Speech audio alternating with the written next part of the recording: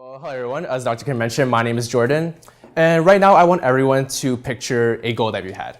So for some of you, this may be getting into medical school, maybe getting into your top choice graduate program, or maybe getting that intro sec TA position that you've always wanted so badly. Or maybe you're picturing something shorter term in mind. Maybe you're picturing something similar to this.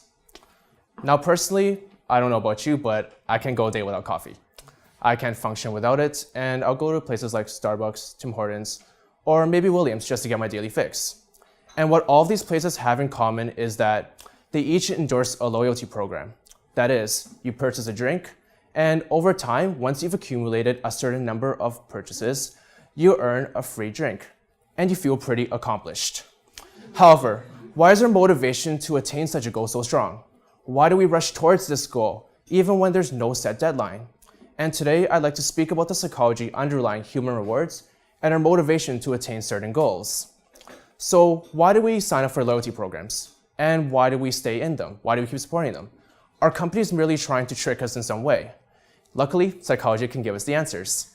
And so let's imagine a scenario. You, being the avid Starbucks lover that you are, you go in one day and you purchase your usual pumpkin spice latte. And the employee asks, "Hi, would you like to sign up for our loyalty program?" And you excitedly say yes. However, the real question now is, how are they going to make you come back? How are they going to reel you in to continue earning your business? And the answer to that is quite simple, really. As soon as you've signed up for that loyalty program, you have a goal in mind. At the end of that stamp card is a free drink. And the only way you're going to get there is if you continue making purchases. And eventually, you feel good. However, what else is underlying our motivation to attain such a goal? And we can turn to what is called the goal grading hypothesis, which states that our tendency to approach a goal increases with proximity to the goal. And so let's take a look at a study conducted at a university where students who were customers at an on-campus cafe were enrolled into a loyalty program. And they needed to make 10 purchases in order to earn a free drink. And what researchers found was, as the number of purchases made increased, the amount of time in between each purchase decreased. And so that is, how we can explain this is our psychological distance towards that goal decreased. And so we perceive ourselves as approaching this goal, getting closer and closer. And when we do so, we accelerate our efforts and we accelerate our purchases. We work harder. Now, that's not the whole story. What happens after we attain that first goal? And now we have a second one in our sights.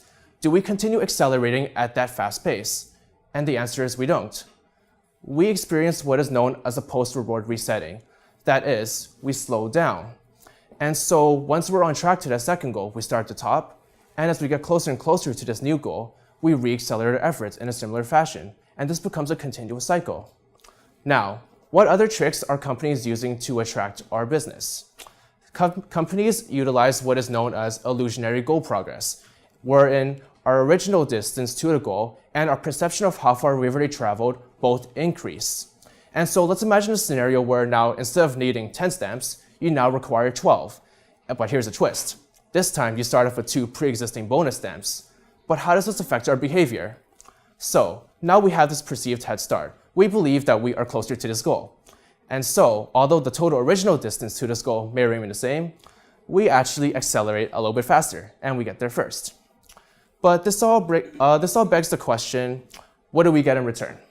As consumers, do we earn anything other than an extrinsic reward? And so studies have found that customers who are enrolled in loyalty programs actually tended to smile more, say thank you more often, chat with cafe employees, and even leave a tip. However, you may all be thinking now, companies are using psychology solely as a tool in order to manipulate us. They just want our money and resources. And that may partly be true, but the relationship may not be as one-sided as we believe. Maybe it's more mutualistic than it appears. And so there may be some intrinsic value in purchasing or attaining a monetary reward other than some extrinsic reward. And so, even though you may have goals like getting to medical school, getting to your graduate program, or getting a job you really want, the important thing to keep in mind is that you should stay on track. And so we may always feel like we're striving after that one free coffee, but perhaps just one simple loyalty card is enough for us to always keep a goal in sight. Thank you.